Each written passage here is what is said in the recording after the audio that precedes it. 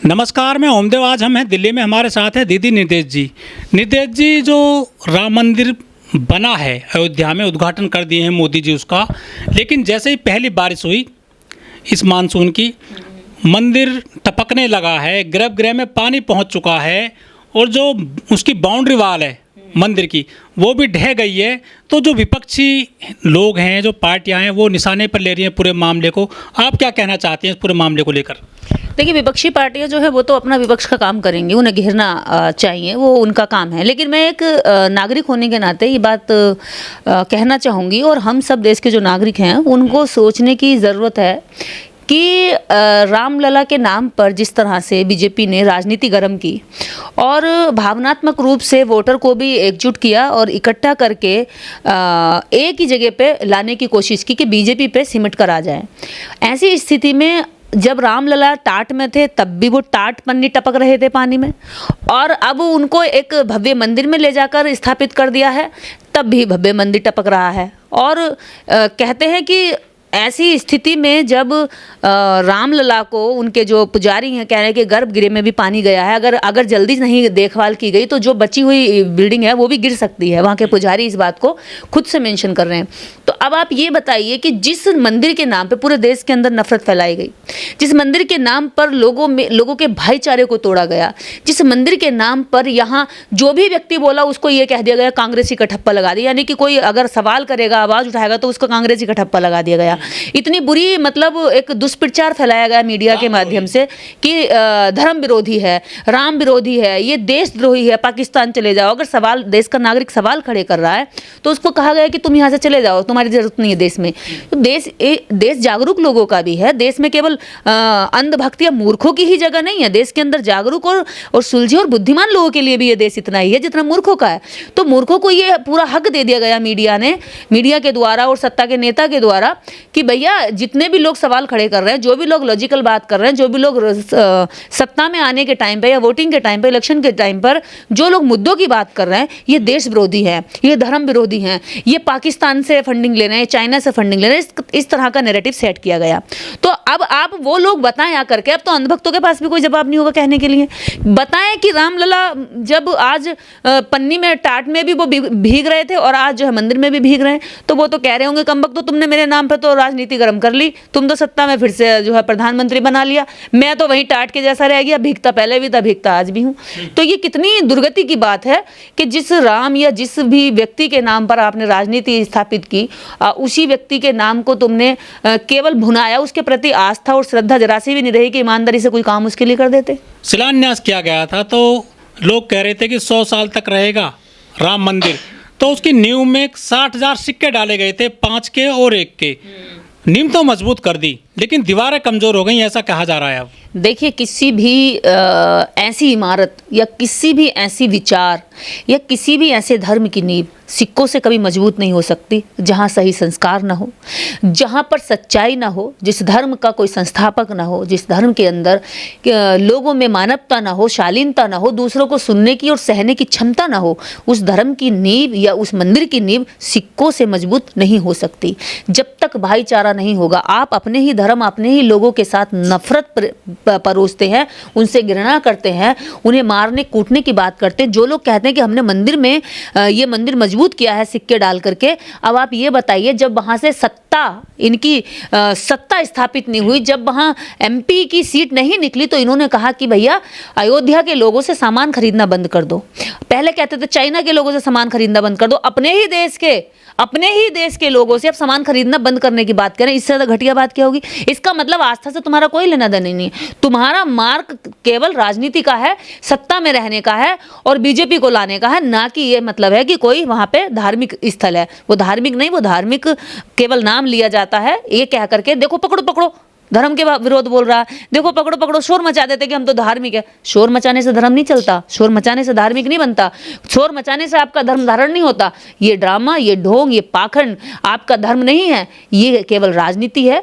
इस देश के अंदर जो गुमराह लोग हैं, जो भोले लोग हैं, जो ऐसी जनता है जो सुबह उठती है, अपनी रोटी के लिए पूरा दिन दौड़ लगाती रहती है, उसको रोजगार नहीं है, उसको शिक्षा नहीं है, उसको स्वास्थ्य नहीं है, उसकी चिकित्सा सुविधाएं नहीं है, जो अपने बच्चे को स्कूल में एडमिशन कराने के लिए पूरा दिन जोर लगाता रहता है, एडमिशन हो जाता तो फीस फीस इकट्ठी करने के लिए जोर लगाता रहता। ऐसे लोगों को क्या जरूरत पड़ी है राजनीति को ज्यादा सोचने समझने की।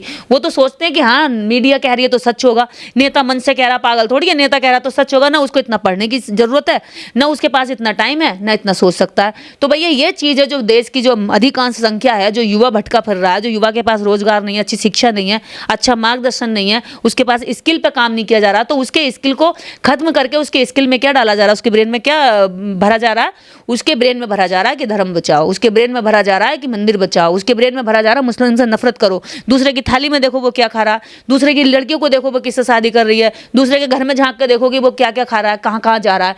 तो ये सब चीजें देश के युवाओं के दिमाग में डालकर देश के युवाओं को भटकाया जा रहा है, देश के युवाओं को राजनीतिक रूप से डंडा और झंडे के लिए इस्तेमाल किया जा रहा है। राम मंदिर का शुरू से लेकर आज तक, चाहे चंदे का हो, चाहे जमीन का हो, चाहे भव्य मंदिर बनाने का निर्माण हो, शुरू से लेकर अब तक जितने भी लोग करप्ट रहे हैं, जिन्होंने भी राम के नाम पर धंधा किया है, जिन्होंने चंदा इकट्ठा किया, जिन्होंने चोरी किया, भ्रष्टाचार किया, एक भी ना तो इसमें से एससी है, ना एसटी है, ना ओबीसी है और ना आदिवासी है, ना ही इसमें कोई मुस्लिम है। कौन है? वही लोग जो धर्म के नाम पर लोगों की लिंचिंग कर देते हैं, वही धर्म के ठेकेदार जो धर्म के नाम पर लोगों में भाईचारे को नफरत फैलाते हैं, वही लोग जो अपने आप को पंडित, पुरोहित, पांडा और पुरोहित क्या करते, और जो लोग अपने आप को फिर एक तरफ तो स्थापित कर देते हैं कि मैं प्राण प्रतिष्ठा कर देता हूं, एक तरफ वही उसी का बिरादरी का आदमी दूसरा जो उसके नाम से भ्रष्टाचार कर रहा है। एक उसी की बिरादरी का आदमी कहता है कि ये बुरा आदमी है, मैं अच्छा आदमी हूं, इसको सजा मिलनी चाहिए। उसी की बिरादरी का दूसरा आदमी कहता है कि मैं पंडित हूं, मैं इस मंदिर के अंदर मैं पूजा करता हूं, इस मंदिर को सच्चाई में बचाना चाहिए।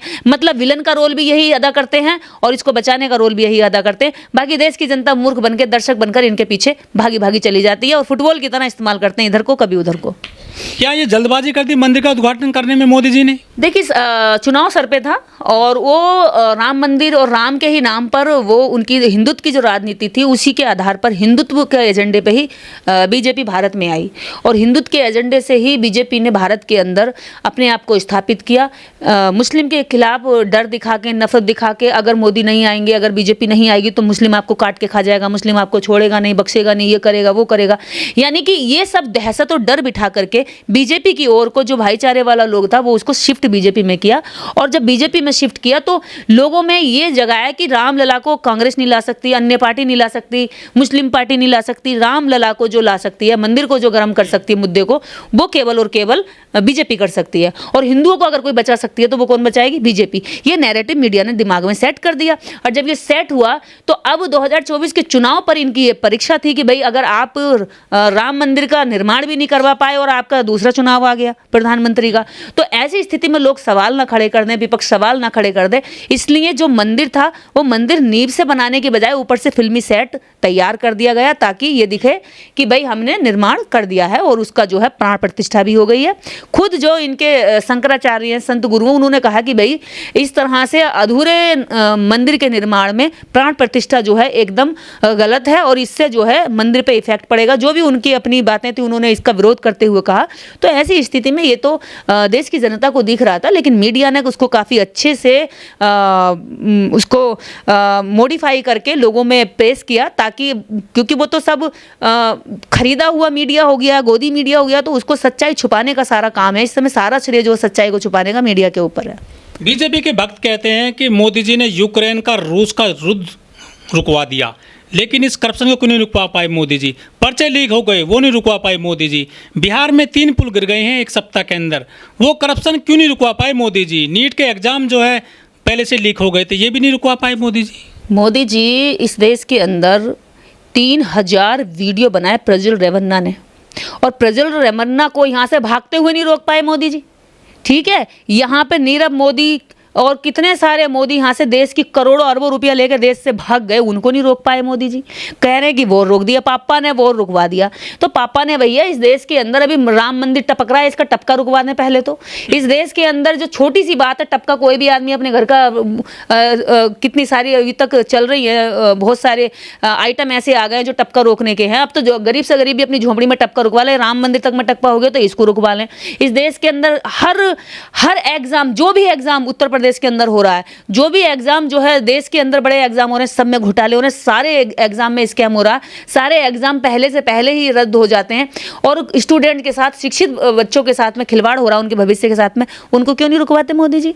मोदी जी अगर रुकवाते हैं तो मोदी जी इस देश के अंदर सबसे पहले तो एक चीज़ करें कि इस देश के अंदर शिक्षा व्यवस्था अच्छी करा दें। मोदी जी इस देश के अंदर दुनिया भर के जो धार्मिक उन्माद और धार्मिक दंगे हुए उनको क्यों नहीं रुकवा देते? चर्चा करते हैं मोदी जी। हाँ, मोदी जी केवल एक ऐसी चर्चा करते हैं, जब वो जहाँ जाते हैं वो वैसे बन जाते हैं। वो कहते हैं कि मैं ये बनना चाहता था, बच्चों से कहते हैं कि मैं ऐसा बच्चा था, मैं ऐसा स्टूडेंट था, बहुत तेज था। जब मंच पे भाषण देते हैं तो कहते हैं कि मैं भाग के चला गया था, मैं चाय बेची थी। जब जाते हैं सेना के पास तो कि बचपन में सेनापति, सेना बनना, फौज में भर्ती होना चाहता था, मैं देश की सेवा करना चाहता था। मणिपुर जाकर कभी नहीं कहा कि मैं देश के अंदर ऐसी बेटियों को बचाना चाहता था। मणिपुर की बेटियों का बलात्कार क्यों नहीं रुकवाया मोदी जी ने? इस देश के अंदर हर 3 मिनट पे एक दलित बेटी का रेप हो जाता है, उसको क्यों नहीं रुकवा रहे मोदी जी? दुनिया भर की बड़ी बड़ी बातें करने के लिए तो कुछ भी कह दीजिए, लेकिन मोदी जी इस देश के अंदर आज तक ये नहीं बता पाए कि इस देश के अंदर जो करप्शन हो रहा है, जो भ्रष्टाचार हो रहा है, उसकी क्या जड़ है। मोदी जी आज तक 15 लाख नहीं लेके आ पाए लोगों के, जिसके ऊपर वादा किया। मोदी जी जिस महंगाई को कम करने की बात करके आए थे, आज उस महंगाई को चरम पर लेकर चले गए हैं। क्यों नहीं कम करवा पा रहे मोदी जी महंगाई को? आपके हाथ में देश दिया है हमने, आपके हाथ में सत्ता दी है, और आप ये भी नहीं कह सकते जिन्होंने वोट नहीं दिया वो मुझसे सवाल क्यों कर सकते हैं? देखिए, जब प्रतिनिधि बन जाता है, जनता का प्रतिनिधि, देश का प्रधानमंत्री, वो उसके उन लोगों का दूसरा कोई प्रतिनिधि नहीं होता जिन्होंने वोट नहीं दिया। वो सबका, समस्त राष्ट्र का प्रतिनिधि होता है, और समस्त के राष्ट्र के प्रतिनिधियों की बात रखनी चाहिए। मोदी जी केवल एक विशेष धर्म को प्रमोट कर रहे हैं, विशेष धर्म की बात कर रहे हैं, विशेष धर्म में जाकर के माथा टेक रहे हैं और उस धर्म की बात कर रहे हैं, उस धर्म के लिए झंडा लेकर घूम रहे हैं। तो ये केवल हिंदुओं के प्रधानमंत्री हैं क्या? इस देश के अंदर बौद्धों का प्रधानमंत्री कहां से आएगा? फिर इस देश के अंदर मुसलमानों का प्रधानमंत्री कहां से आएगा? फिर तो यहाँ पे 10 प्रधानमंत्री होने चाहिए, क्योंकि 10 संप्रदाय और धर्म मिलाकर लगभग 10 हो रहे हैं। तो क्या सबके अलग अलग बनेंगे? नहीं, लोकतांत्रिक देश में एक ही नेता चुना जाता। आपको प्रधानमंत्री चुना है तो आप देश के हर जाति, वर्ग, धर्म, संप्रदाय, सबके लीडर हैं और आपको सबकी बात करनी चाहिए। आपको केवल मीडिया के माध्यम से गलत और बुरे नैरेटिव सेट करने के बजाय आपको देश की जनता के मुद्दों पर ध्यान देना चाहिए, उन पर काम करना चाहिए, ताकि आपको दोबारा से जनता दिल से स्वीकार करे और आपको स्थापित करे, ना कि आपको झूठ बोलकर दोबारा से सत्ता में आना पड़े।